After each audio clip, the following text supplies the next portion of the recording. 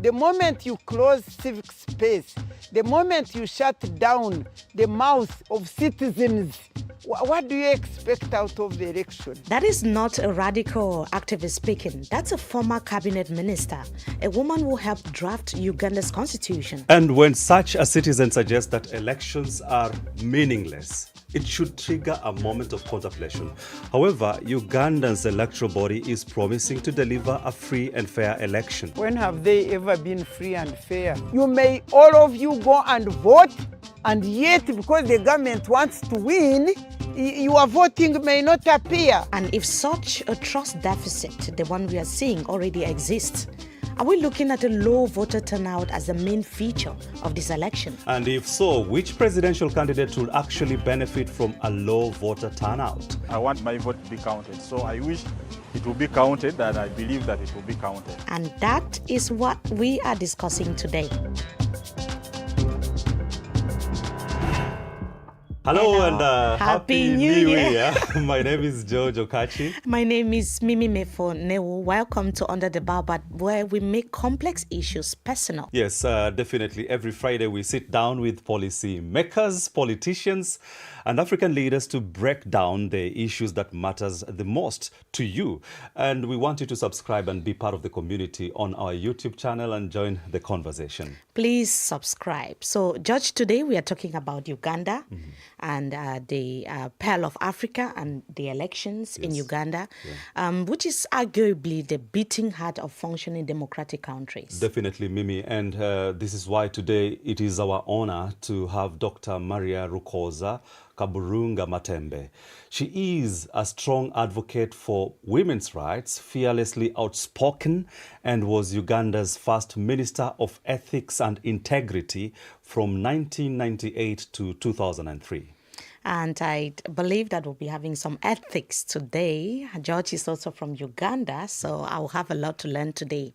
But it's a given, of course, that, here under the Baobab, we bring just the people that are best for each topics that we handle every week. A democratic election, as we always say, isn't just about the voting day, Definitely. It's always before, during, and also after. Yes, and we're talking about credibility of that process, transparency of that process, and how you're letting in people participate, because without the people, there is no election. So in the situation of Uganda, we will be trying to find out a lot of things about that. But based on what, international organizations like Amnesty International and as well as key opposition leaders are saying, we can't help but question, is there credibility? Is there going to be a free and fair election in Uganda? And are people really feeling safe in the country before the election? Which is something that we wanted to ask our guest today, Dr. Matembe, what she thinks about the overall conduct of the election that is yet to take place. Here in Uganda, in theory, we have multi-party political system, but in practical terms, we don't have it. And I think we don't need to talk about it. I mean, it is clearly seen. You can see if the other parties, the only party which has free space to do what it wants in Uganda is the party in government. But right now, the opposition, which we would say, this time it can win, you can see the challenges it has faced. It is tear gas, it is harassment, there is no free space. So, for me, I would say this is sham elections as they were, as they have been since we went into multi-party political system. What I know we have is a military dictatorship, but which reflects itself, uses the people to become a democratic. So when you call it sham election, are you saying that people should not believe in the election that is being organized in Uganda? Well, if people want to believe in it, for me, you are asking me. I'm not them. The moment you close civic space, the moment you shut down the mouth of citizens, the moment the government, like the military, or rules over the electoral commission, what do you expect out of the election? But the government says that they are providing a solution through deploying security personnel to protect the election results and maintain order at the polling stations. Do you trust this initiative? Don't talk to me of initiatives which replace the power and authority of the citizens. Is the police is the very police which is torturing the opposition. Now, if you tell me that the police is providing alternative for what? Opposition presidential candidate like Bobi Wine, for instance, has called on his supporters to turn out in large numbers, cast their ballots, and then stay at the polling stations until the results are declared. Do you think that the government is deploying security forces to curb mobilization and ensure calm and serenity? I don't understand what you are talking about. Who is taking away the calm and serenity? Who is taking it away? Is it the citizens of Uganda? Or it is in fact the police which takes away people's serenity and calmness when they want to interfere with them? So that means they are expecting fight? What does that mean? When you tell me that they want to keep serenity, they want to do what? Let me tell you, madam, I was a member, I was in politics of Uganda for 20 good years. And we used to go and hold elections. And we would go, we would campaign, you would be nominated, and you'd go and campaign freely, and election day, you would go and vote, and stay there, and they count, and you go home peaceful. Now, if they can close that and say, citizens, you have no right to see what is going on. You vote and go home. Now, what do you expect? You expect the counting or even the voting and the counting to be free and fair and transparent when the citizens are told to go away instead of playing their part? What is the part of a citizen in elections? What is the part of the citizens in the elections? So, of course, Mimi, you should know that Dr. Matembe is referred to as the Iron Lady Yes. of Uganda, and it comes out strongly. But to substance, what is insisting that if there is any pillars of what defines an election collapses, then it defeats the logic why people should even come out to participate. Right. We've had, cases where election outcome is always very contentious. In some parts of Africa, we've had the same situation in Nigeria, where Peter Obi and Atiku Abubakar came out to say, they won the election, and even even went to court. We saw the same situation in Cameroon. It was contentious as well. Even though the main opposition leader, Issa Chiroma Bakari, did not take any court action because he didn't believe in the courts. But in Uganda, where we are today, yes, in the previous election in 2021, Bobi Wine actually took court action. And he claims to date that he's still the people's president, and his victory was stolen. His victory was stolen, even though he withdrew that case. So this is something that we get to see more and more, during and even after elections in some parts of Africa. But of course, we can't stop to mention that there are countries like Ghana, which had a very peaceful, process, and also peaceful in court, because there are always also reservations after the election. Because the main issues about elections in some parts of Africa is not just about that voting process. It's what happens before, and also all these intimidations that we see, even opposition leaders complaining. You mean prior the international organizations coming in? Yeah. There are a lot of factors being put together that really jeopardize, the credibility, jeopardize, people really having that ability to come out and express themselves. Yeah, and that is why, the legal system is now trusted in some societies to be the last redress for people who are, not happy with the results of election or how the entire electoral process has been conducted. Yeah, because usually the institutions, like you hear from the opposition leaders, are mostly controlled by the government in place. So this election is going to be like a huge test for, a huge democratic test for Uganda, which is a question that I also put to our guest to find out from her what she thinks is Uganda actually losing its democracy within the context of this election and what her expectations are. Let us hear what she has to say. The legal means here in this country are always there. You go to court, but what will the court give you? Nothing, because is the court in charge of its power? For instance, I will give you an example. This Sarah Birete case, I'm sure you know about it. I was in court. They arrested her 4 days. She's in police illegally. And the day they brought her to police and we applied for bail, And the prosecution, by the way, did not object to bail, but I saw this magistrate saying, no, let this case come back on 21st January. The purpose is Sarah Birete should keep quiet, go to prison, and everybody who was trying to challenge things which are not right will shut down until after elections. You mentioned that things started going wrong in Uganda after the 2021 presidential election. And after that last election that took place in the country, Bobi Wine's house was surrounded by security forces. Should we expect similar pressure on Ugandan opposition this 2026? Me, I'm not a prophet, and I don't want to start expecting things. But what I know, I will not be surprised. You hear? I will not be surprised if anything can be done. I will not be surprised. Because I don't know, the biggest thing is that this government, which has been in power for almost 40 years, is so scared. I don't know why it is so scared of opposition. And one wonders why. If the government doesn't want opposition, then why does it say that we have a multi-party democratic dispensation? So, yes, we should recall that Uganda is not actually under a military regime, as our guest would suggest. And Uganda is still a democracy, right? Yes, it's still categorized as a democratic society, yeah. Yes, but, opposition leaders and even activists would always have their opinion about how the country looks like because they see the reality from the ground. But this election is very important, yes.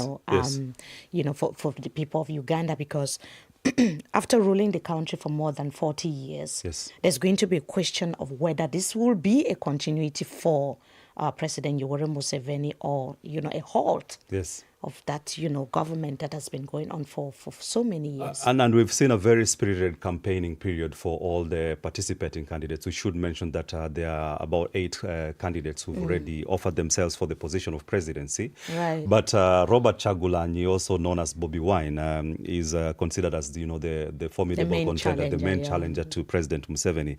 And of course, many Ugandans who will be participating, they have about 21 million registered voters. Hoping that this is a reflection during the election date. They will be looking at, the policies that Bobi Wine is offering or other presidential candidates are offering, or sticking to President Yoweri Museveni, who is still, saying that he is happy to, finish his legacy and rule Uganda to the conclusion of his plans. Yeah. Talking about, Bobi Wine, we had a discussion with him. For those who want to watch, please, you can still follow under DW Africa. But for the upcoming election, you mentioned a very important point about what the people will be doing now, what their thoughts are. That is a question that our correspondent Frank Yiga put to some Ugandans in Kampala, the capital city. Yes, I'll be voting because I'm a confirmed registered voter, and I also know that it is my civic duty to vote. I believe authorities will do what is possible to ensure that my vote is counted, because if it's not, then I'll count it as a loss. I want my vote to be counted. So I wish it will be counted, and I believe that it will be counted. About feeling safe expressing my political views on the presidential elections this period, I would say yes and no. Yes, if I'm at my home. If I'm at my home, I can say whatever I want about these presidential elections. But out there, it's a bit tricky and very funny. You don't know who's coming for you after saying whatever you're saying. Yeah, that is a general, gauge of mood of how Ugandans are preparing for this, civic exercise that is slated for January 15th. And of course, most of them expressing that they will be voting, they will, participate. Yes. But this notwithstanding, there are still issues, like participation, freedom of speech, having to say what you want to say and what you believe in without feeling, intimidated in any way. Right. And Mimi, Amnesty International this week said it had gathered evidence of security officers beating and using tear gas against supporters of National Unity Platform, and it's not them saying, actually. We reported about that. We saw that happening, and videos have been viral on how Bobi Wine has been denied opportunity to campaign. You know, it's always the same kind of story with the opposition. And we always question, why is the NRM party members not suffering the same fate as opposition leaders? There's also been arrests. Key opposition leaders like Kiza BCJ has been arrested. We heard of Sarah Berite that has also been arrested and detained ahead of the January 15 presidential election, amidst fears also that there could be internet shutdown. But Mimi, this is, as I've said, it is not, a unique scenario. It is something that happened in 2021, and people are actually preparing for eventuality of the same scenario to happen in this election. And authorities also in Uganda have said that, we are not going to, curtail freedom. We are going to allow internet access for everyone. But also I wanted to find out from our guests, what does it mean like to be an activist in Uganda? What does it mean like to be an opposition? It means that you must be ready to suffer. You must be ready to suffer. You must brace yourself because you are not needed. In this country, Uganda, it's very unfortunate that it is perceived that anybody who is not supporting government and who is not in the NRM government is not seen to be a Ugandan who loves the Ugandan. The moment you are in opposition, it means you don't love Uganda and you are not expected to be treated as a Ugandan. And therefore you are subjected to that kind of torture and suffering. I just wanted to find out if President Yoweri Museveni of 1986, when he first took power, were to meet the Museveni of today, what do you think is going to happen? The good thing is that the Museveni, you are asking a person who has usually used to have a conversation with Museveni before we parted. Because I was able to tell him, sir, when you came to take power, you were like this, the front of my thumb. But right now you are like this, behind the thumb. He was calling me to go back to him, and I said, which of you should I join? This one or the other one? And I said, when I joined you, you were taking this straight path. But now you have jumped off, go back into the bush, I don't know where you are going. So if me, myself, who is not that Museveni, can see things are like that, what about the other Museveni, the original one of 86? But maybe they knew one another. Maybe Yeah, maybe the Museveni of 1986 knew that the Museveni of today will be like this. Judge, don't be like this. You have to be like this. Yeah, definitely. But of course, we are human, and things do change with different circumstances as well. But Mini, more credibly, the question of credibility of this election. Mimi, you cannot take away the fact that if there is fear that the election will be meaningless, there will be a number of a huge demographic within the society who will shun from participating. And I'm talking about the young people. The young Uganda. people, yes. It's a double-edged sword because young people in Uganda, we heard them saying that they want change. Yes. But in the previous election in 2021, we saw over 18 million registered voters. Yes. But at the end of the day, we had below 60%, voters rate. So about 8 million people didn't take part in the election. Yes. Which was really huge. If these 8 million people had voted, would have had probably a different outcome. So George, as a Ugandan, how do you feel about this whole issue of voter apathy in Uganda? Mimi, I would tell you for a fact, and it's not unique to Uganda itself. There are a number of arguments that have been, floating around about how to rig elections. And you find that low voter turnout is always a very critical feature that must be studied because there are some parties that would encourage low voter turnout, knowing that if people don't turn out, it will be an argument why the opposition, say, or, the second contender would lose. Because you find out that majorly it's always that a huge number who could have voted, say, for the opposition or the second contender didn't turn out to vote, then maybe it makes a difference. But that strategy is something that maybe some Ugandans would want to avoid this year because we heard from them. But what is our guest thinking? What is her take? Let us also hear what she thinks. When the elections are already concluded and you know this is already done, you'd rather stay at home, because even if you go there, for me, I'm not telling them to stay at home. I'm telling them, please do what your heart is telling you. For us, changes are not made through our elections. You may, all of you, go and vote, and yet, because the government wants to win, your voting may not appear. I mean, for you, if this was a genuine multi-party political dispensation where there is a political environment that supports political parties and alternative view, that likes the citizens' participation in their governance, if that was the environment, then of course people would be running with excitement and joy to go and vote, because they know that because of the free and fair elections, their candidates will be winning.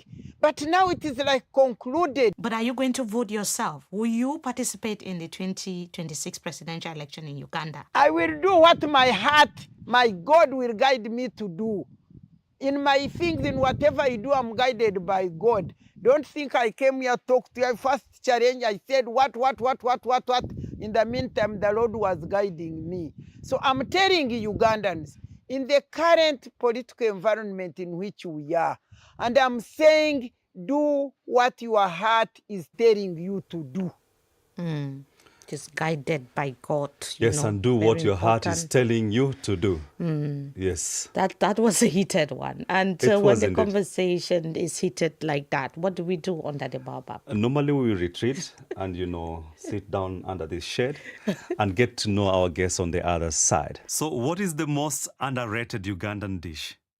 Underrated Ugandan food? You want people to hate me? These are tough questions, because we are different tribes. We eat different food. Each tribe has its best. Others eat birds. Others eat ensenene. Others, we don't want to see birds and ensenene. So when you ask me those questions, I don't want to be hated by Ugandans. And trust the system or trust the people? It is the people who make the system. Change or continuity? Transition.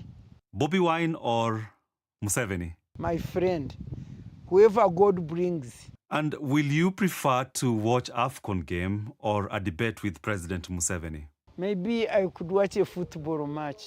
And how about one thing you've learned from your president? What I would say is that he's a man who loves power like he loves power more than anything. What is your activity when you want to wind down? Oh, I go to my altar. I read the word of God. I sing and dance, and then I'm home and dry. I like that when you asked Museveni or Bobi Wine, she said, whoever God brings. But she's so against Museveni. So is she also against Bobi Wine? Well, yeah. So President Yoweri Museveni was in his early 40s when he first came to power. Yes. In Uganda. That was January 1986. Yes. And today he is seeking a 7th term in office. Yes.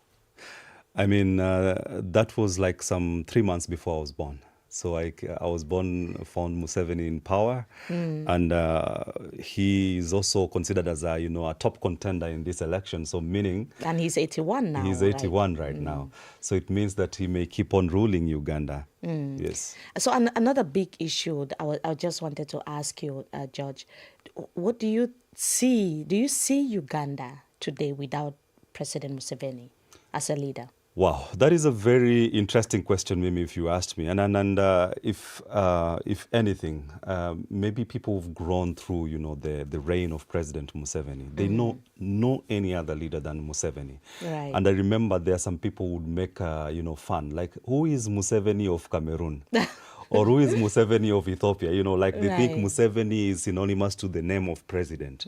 But under the baobab, we go beyond accountability and problems that are raised to look at the solutions. So what does Uganda need? What leadership can be put in that country to bring it back to track? And what is the way forward for the country after the election?